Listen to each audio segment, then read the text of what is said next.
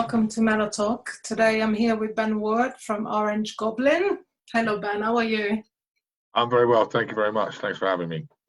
Thank you for being with us today. How are you doing, and how is the lockdown treating you? What have you been up to? Yeah, I'm all right. I'm getting by. Obviously, it's nice weather, so that helps. Gives us the opportunity to get outside. So I'm not climbing the walls indoors, but yeah, stuck at home with my wife, and everything's been okay. I'm busy with work. I work from home, and as a booking agent, I'm obviously rescheduling and rebooking tours all the time. So it keeps me busy and keeping me sane. Well, slightly sane, I should say. But yeah, not too bad at all. Oh, so you must have been very busy indeed with Yeah, everything, obviously. it's crazy. Every day you think you're on top of it, and then another festival gets cancelled, and another tour has to get cancelled. With no end in sight, it's really difficult to predict when to start booking for, and whether we're going to be allowed to have sort of full capacity venues, and what the social distancing measures are going to be inside those venues and stuff like that. So it's difficult at the moment, but we'll see. I'm not going to let it get me down. Challenging times indeed. Yeah. Oh well. In fact, you I mean, obviously that is a full-time job in itself, but you book your band as well, don't you? You book your own tours for the band. Yeah, I work for a company called United Talent Agency, which is one of the biggest booking agencies in the world. And we don't just do music; we have a roster of actors, television stars, newsreaders, sports personalities, all sorts right across the globe. So music is just one branch of it, and I'm fortunate that I get to sort of work with the bands that I love, have a passion for. I'll get to book my own band, and yeah, I've got no complaints about that. Brilliant. And you self-manage as well? Yeah, we've sort of had different managers throughout the course of our career, but we've always found that at our level we don't really need someone that doesn't understand the ins and outs of the band. So we kind of prefer to just self-manage between us, and we like delegate between the four of us in the band certain things to do. Like Joe will take care of stuff regarding the rehearsal studio, and Chris takes care of all the merchandise and the website, and I do the day-to-day sort of managing of the band and the finances and all that sort of thing. So it's all very in-house and organic, but at least we know where we stand, and it's the way that I think we prefer to work, and it's probably one of the reasons why we've kind of endured a 25-year career. Yeah, I was coming to that actually. It's quite impressive. You're just celebrating your anniversary. In your biography states that longevity is everything in the world of metal. And obviously you're here 25 years down the line. How does it feel? Well, if you'd have told me 25 years ago that we'd still be doing this, I'd have thought you was mad. But here we are, and we still enjoy it. It's still fun. It's still adventurous. It's still exciting. And I think that's part and parcel of what it needs to be to keep a band going, especially maintaining that same lineup. We haven't really had a great deal of changes. We lost a guitarist along the way, but other than that, it's just been the four of us. And we never had preconceptions of what we would achieve when we started the band. We were just friends that were bored and wanted to create music together. And I think essentially we just would have been happy if we'd have recorded a couple of demos, maybe done a few shows locally or in London. But it just kept snowballing from there, and here we are 25 years later with 9 studio albums and 2 live albums, and God knows how many world tours under our belt. So it's been an amazing ride, but there's still work to be done, I feel. Absolutely. Well, it's definitely impressive. So you've just released a live album called Rough and Ready, Live and Loud. Yeah, that was that wasn't planned at all. It wasn't on the cards. Obviously, as you said, we're celebrating our 25-year anniversary this year, and we were looking forward to a summer full of festivals and shows here and there, and tour later in the year, and all sorts of special stuff that we had planned for those shows. But obviously, with the pandemic situation, that's not happening now. And we wanted to do something for the fans to celebrate this 25-year anniversary, because it doesn't come around very often. So we spoke to our sound man, who said he'd got some recordings from shows over the past few years. Festival in France in 2016, our Christmas show in London in 2016, and a show we did in Athens in Greece last year. And we had to listen back to it, and it sounded good, with a few tweaks here and there. He made it sound great.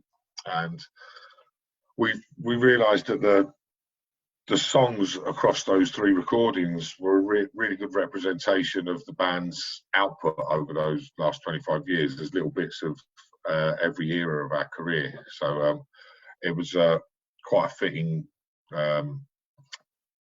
representation of what we've done in 25 years. So we was like, yeah, well, let's put it out. You know, we're out of a label at the moment. We don't have a record deal. We've been talking to a few labels, but you know, with the technology available to us these days, we started up a Bandcamp page and put it out through that firstly, because you get a bonus track on there and there's merchandise related to the release on there. And now it's available across all digital platforms, Spotify, iTunes, what have you. I don't know. I mean, I leave that to the others to sort that out. But yeah, it's come out really well. The people seem to like it. The reviews have been really positive, and I consider it a really strong addition to our catalogue. It's not just one of those things that we threw together and got out for the sake of it. It's come together really well, and it's a nice representation of those 25 years together. Brilliant. Sounds really exciting. A great way to celebrate, I suppose. I'll definitely get my copy. Thank you very much. Yeah, love the stuff. I've been following you guys. I mean, I'm in London as well, so I've known of you for years. Okay. So you did mention that, I mean, it is quite impressive that you stayed with the entire lineup from the very start, which was 1995 when you formed in London, and then you lost your guitarist along the way. What happened, and why did you decide to stay as a full piece? Well, with Pete, it was off the back of the first ever US tour we did back in 2002, which was grueling, if I may say so. I mean, everybody has these ideas that if you go off and tour the States, you've made it, you're a glamorous rock star. It was completely the opposite. It was sort of 37 shows in 38 days, driving around the States in a van with no air conditioning in like over 100 degrees heat most of the time across the southern states. And, you know, there's 7 or 8 of us in the van with all our guitars and merchandise, and it weren't comfortable. It was pretty hard work. And at the end of that, I think Pete had just sort of felt that he'd achieved everything he wanted to do with the band. We'd done 4 albums by then, and he'd always had an interest in pursuing a career in art. He was a talented artist and did a lot of good design work and stuff like that. So he decided that music wasn't for him. He didn't want to go back to traveling across America in a van again. I can't blame him. No, I can't. Yeah, when he did eventually leave, you know, we had a band meeting. We sat down and thought about the best way to proceed. And I don't think none of us ever thought about quitting or even getting another guitarist in. We sort of realised that Joe's a very talented guitar player and Martin's a very talented bass player. So those two can fill that void between them. And, you know, essentially the 2 biggest influence of Orange Goblin are Black Sabbath and Motorhead. And we was like, well, Black Sabbath only had 1 guitar player and the classic Motorhead lineup only had 1 guitar player. So we're like, let's carry on as we are and just with the 1 guitar. And it kind of opened the doors to us creatively, I think, because it gave Martin and Joe a lot more freedom to express themselves on their instruments and, you know, fill that gap that Preach rhythm guitar used to provide. So, yeah, there was never any sort of question of finding another member. Fair enough. Well, I mean, your sound is, you know, very full on anyway, so it doesn't feel like he needs, you know, there's something missing there at all. I think both Joe and Martin did actively kind of look at different sounds to fill that gap. Martin added a lot more distortion to his bass, I think, and Joe added a bit more sort of middle and bottom end as well. But it works, and like you say, for a band that is tuned to a standard D, we still have quite a heavy guitar sound, guitar tone for our music. Excellent. Did you ever get to play with either Motorhead or Black Sabbath? We didn't actually play, like, we didn't tour with Motorhead. We did festivals with them, and we played with Black Sabbath, but under the guise of Heaven and Hell, when Dio singing. Right. And in the late years, we did some shows with Heaven and Hell in Poland and at festivals, and you know, that was like a dream come true, getting to support Tony Iommi and Geezer Butler and Ronnie James Dio. Can't blame you. Yeah, it's fantastic. But yeah, no, never actually with Motorhead. No, never toured with Motorhead or Sabbath. Excellent. If you had like an ideal band that you would love to tour with, who would that be?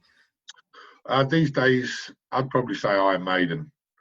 Being from London and from East London especially, like living where Iron Maiden started, where the Cart and Horses and the Ruskin Arms and all these sort of famous landmarks where they sort of created their legend. It'd be great to sort of go out on the road and support a band like Iron Maiden. We're all big fans, so you know, if they're ever watching this, then thank you. Fair enough. So you mentioned a US tour, and there was a big hoo-ha last year about your drummer not being able to board a flight. Tell us about that story. It wasn't boarding a flight. It was he didn't get his visa approved in time. It's, you know, any musician would tell you that the visa process for going to America is a complete pain in the ass. It's a long-winded process. It costs you a lot of money, and you have to jump through a lot of hoops to finally get it all approved. And you know, we've been doing this for years.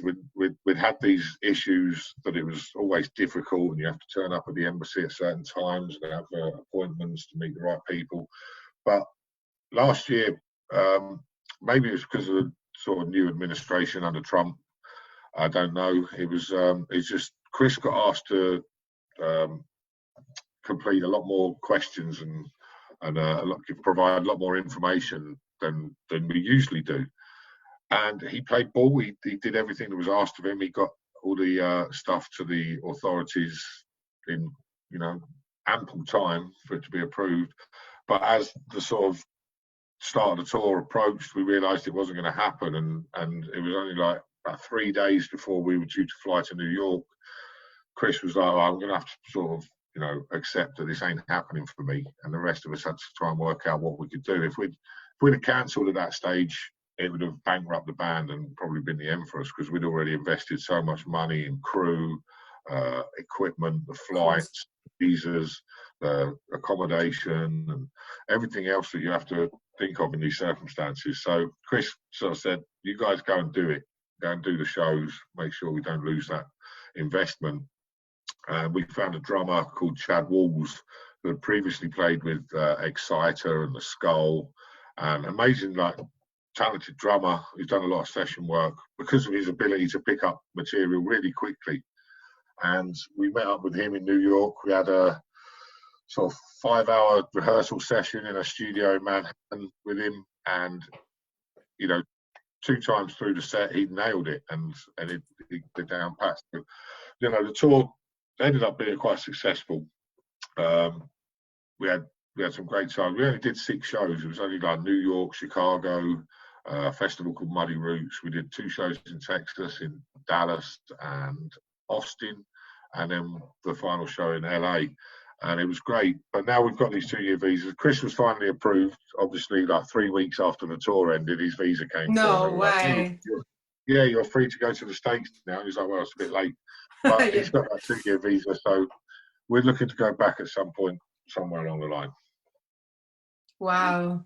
Where the fans, you know, faced about that, what kind of response did you get from the fans in terms of, like, were they supportive? That obviously they were really appreciative. They really appreciated the fact that we'd made the effort and were still there to put a show on. They realised that it wasn't, you know, Orange Goblin as we can be, because we miss Chris, and it's not the same regardless of who's on the kit. If it's not Chris, it's not quite the same. But yeah, the fans gave us a really good response, and I think it's kind of opened them doors for us to go back and do maybe a bit more extensive tour there next time. Because it's the US is a funny one. It's, as I say, we did that first tour in 2002. We went back in 2004, 2006, 2011. We've been there 2013, 2014. We've been knocking on the door up there a lot, and in certain cities, the bigger cities like New York and LA, we go down really well. But it's tough to tour across America because it's so vast. You have to have these sort of filler dates in the sort of more obscure places where there's not so much of a scene. So one day you can be playing an amazing show in Chicago, and the next day to fill the day to get to the next big show, you have to play somewhere like Bozeman, Montana, and it's kind of bizarre. So, but Also, you know, we're used to that now. We're lucky that we're in a position where the kind of fees have grown to the point where we can afford to sort of pick and choose where we want to go and have days off and fly from city to city rather than have to sit in the back of a van. I was going to say, such a vast country, so obviously to cover, you know, like the main cities, like which are all over, then yeah, you would have to get flights, wouldn't you? Yeah, that's what we did this time. It was kind of luxurious, really. Nice. That said, when you got sort of 3 shows in a row and you're up at, got to be at the airport at 6 a.m. for the only flight available, then it makes it a bit more difficult. But what happens to the gear? We get backline companies supply it in each city. So Excellent. yeah, and we had a good friends band called The Skull supporting us, and they helped out with a lot of the gear as well. Oh, very they transported merchandise and things. So. Yeah, nice one. So I want to talk about your albums a bit. Obviously, you know, you have an impressive back catalogue, 9 studio albums, as you said, 2 live.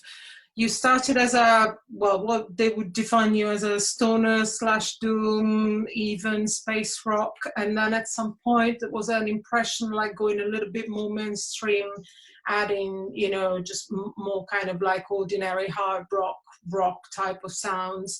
Would you say that there has been an evolution in terms of your discography, you know, of your music over the years? I think so. Yeah, it's just a natural progression as we've gone through the years. We're 4 very different people with regards to our musical tastes, and I think that's what, you know, comes to the fore on each of our records. You kind of hear who's had more of an input with their influences. Chris, a drummer, comes from a very sort of old school punk and hardcore background. Grew up listening to the likes of Circle Jerks and Minor Threat, Black Flag, and Heresy and Concrete Socks, bands like that. Whereas Joe is very much rooted in old blues and 70s rock and even 60s pop rock, The Who and stuff like that. And Martin and myself grew up very, very different sorts of music. I mean, as a kid, I was listening to a lot of the Rolling Stones and the Kinks because of my dad. My mum played me a lot of Motown. And then I fell in love with sort of heavy metal and extreme metal from Metallica and Iron Maiden, Judas Priest, through to, you know, Obituary, Napalm Death, Carcass, and Venom and Celtic Frost and Bathory and all that sort of. So there's a real big melting pot in the Orange Goblin influences, and that's what kind of makes us sound the way we do. We kind of incorporate little bits of everything. So the first album, Frequencies from Planet 10, obviously we were like kids in a candy store then, all 19 years old, given the freedom of a recording studio for the very first time. And we're like, let's see what this does, and let's see what that does. And there's all these sort of different layers of keyboards and all this psychedelic stuff going on. And, you know, the novelty of that soon wears off, and you realise, you start to find what your niche is. And I think by the second album, Time Traveling Blues, we'd already discovered that, you know, we didn't want to be lumped into the stoner rock thing, because there was more to us than that. We wanted to sort of not be pigeonholed and express other influences. So that's why Time Traveling Blues has a bit more of a greasy biker sort of sound to it, and a bit more of a Motorhead influence. The Big Black following that was, you know, a bit more epic doom, because we worked with Billy Anderson, who'd been famously working with Sleep and Harmfire and I Hate God and Neurosis and bands like that. So I think that kind of influenced the sound of that. Then Coup de Grace was a bit more punky, and we wanted to have a lot dirtier live sounding sort of record. that Scott Reeder did for us. I think Chris wrote a lot of that. Healing Through Fire was another step. And then there was that 5-year period between Healing Through Fire and Eulogy for the Damned, where people kind of think that we sort of quit the band and split up, but it wasn't the case. We was busy touring, and we just didn't feel comfortable, you know, with the material that we were producing at the time. So we wanted to wait until it was right. So Eulogy for the Damned came around, and we recorded that album in London with a young producer called Jamie Dodd, who had never really sort of done much in the way of metal before, but was a big Metallica fan. And the production on that record is what kind of lends it to a bit more, as you say, commercial sort of side. I don't think the influences on the music changed, but the production was a lot more sort of polished, and people loved it. It was really well received. I know the songs were strong on that record, but the production really helped. And then we did the Back from the Abyss with him as well. And we're just one of those bands that have never sort of wanted to settle down with the same producer on every album. We've worked with Billy twice, we've worked with Jamie twice. So by the time we got around to doing the last album, The Wolf Bites Back, we had this great collection of material, but we wanted to do something different again with the production. And we've been really good friends with Gomez, who had done the first Ghost album. He does the Ulva, and I think he's worked with Opeth and Paradise Lost and Cathedral, and all these bands have always done a really good job with the production. So we wanted to go with him, and it's just another kind of evolution in the band sound. It's never kind of a mental thing. We don't plan anything. It's just what happens.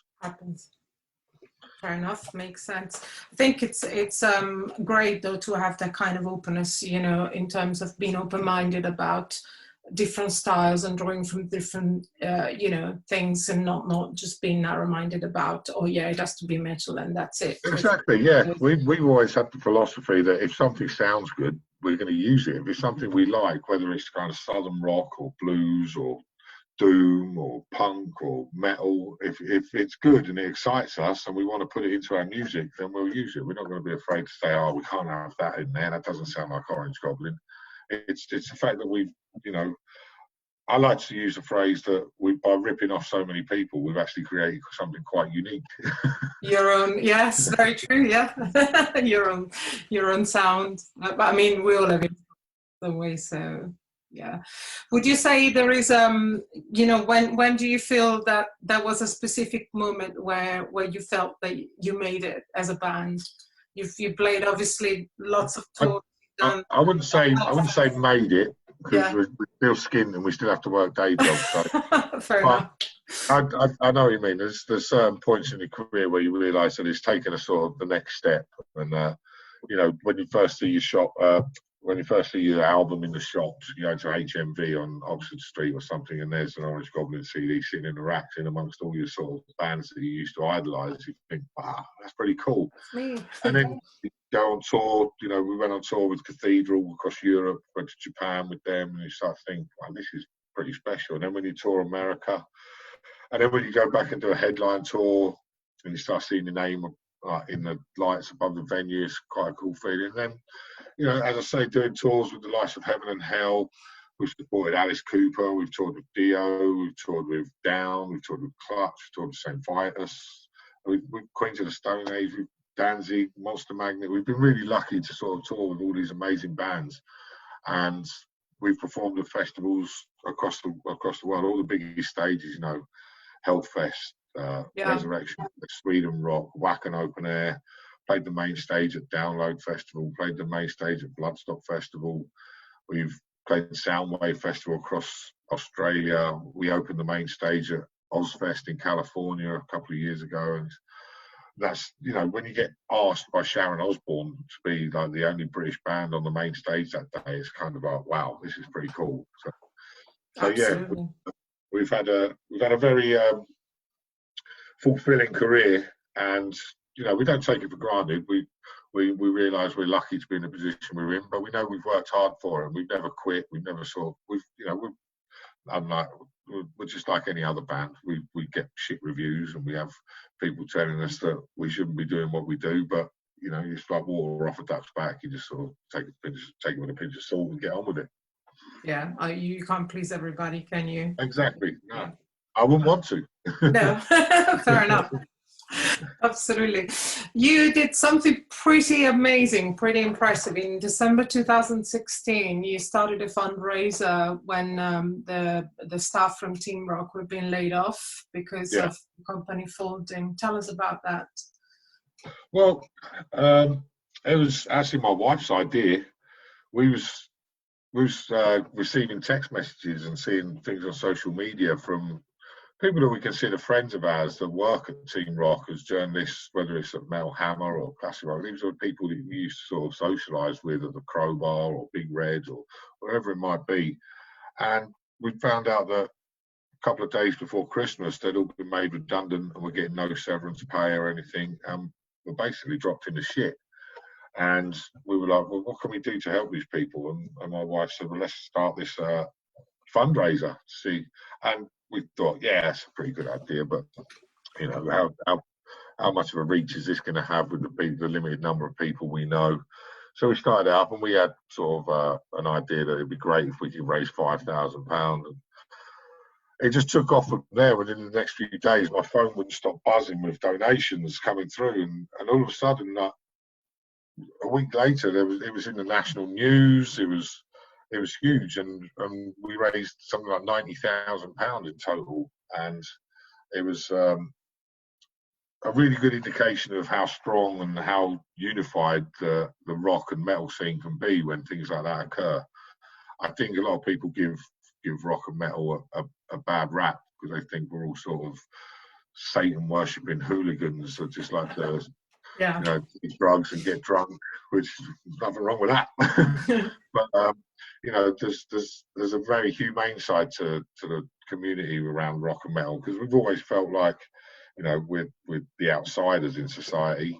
I think, when things like this happen, everybody comes together and pulls their weight. So it was, I found it more rewarding to see that side of things rather than the financial element of it. I thought it was great that all these people got together and did what they could. And, the fact that we did the benefit show at the Black Heart. Black Heart waived all the fees for the charge of the venue, and there was free entry. And everybody that worked that show did it for nothing and that sort of thing. So it was just, an amazing outpouring of support for the people that have essentially, battled to keep this scene alive in the UK against all odds. There's magazines like Metal Hammer and Classic Rock and Prog are still going strong in a world where, the majority of people prefer to listen to what the radio tells them and what TV decides is good music, or what Simon Cowell decides should be the next big thing on his talent show. Talent, that's right. So yeah, it's great to have real music and real underground bands being supported by these people. So I'm just glad that I was able, and Orange Goblin were able to give something back. Excellent. I don't know if anybody ever told you that you resemble Liam Neeson, the actor. Have you ever been mistaken for him? Yeah, you should use that. Qui-Gon Jinn. Excellent. Right, going back to the live aspect. So did you have to cancel many shows? Were you like mid-tour when the pandemic hit, or were you? Not mid-tour. We was going to be playing Desert Fest London and Berlin at the start of May, and we had a festival in Belgium in between the two called Headbangers Ball. But that's been rescheduled for September, and if it don't happen in September, they'll do it again next May. But everything's being planned for next year. We were supposed to do Sweden Rock Festival, Rockfest Barcelona. We had Into the Grave in the Netherlands. We had a show in Dover, which is still going ahead as far as I know, in August. We had Bloodstock, which we were particularly looking forward to because it was the Sunday, us celebrating 25 years, Bloodstock celebrating 20 years, and Judas Priest celebrating 50 years anniversary. Yeah. So to be on that main stage with Judas Priest and Saxon was a little bit special. But obviously next year we'll have to go back and celebrate 26 years and 51 years. So what else do we've got the UK tour in December, which has gone on sale. Tickets are going really well for that, and I think that's a sign that people can't wait to get back to having live music. Oh yeah, absolutely. Whether I'm it dying. happens or not, whether it happens or not remains to be seen. But yeah, the tickets are out there, and hopefully by December we'll be back in venues in front of people. So that'd be awesome. Yeah. Do you have any plans for recording a new album at any point? well, we didn't until this happened, and now obviously people are sitting at home with a bit more time on their hands than they thought they'd have. And Joe and Chris have started coming up with ideas. As I say, we're talking to different labels. We're not going to put a timeline on it, but I don't think The Wolf Bites Back will be the last Orange Goblin album. There's plenty of ideas and fight in the old dog yet. So we'll see. Excellent. Well, I want to thank you very much for being with us today, and obviously we're very much looking forward to when that will happen and when you get back on the live scene and on stage. Yeah. I'll definitely be there with beer in hand. So. Thank you very much. Yeah, look forward to it. Thank you. Thanks for being with us today. Thanks for the support. Take care. Bye, Ben. Cheers. Bye bye.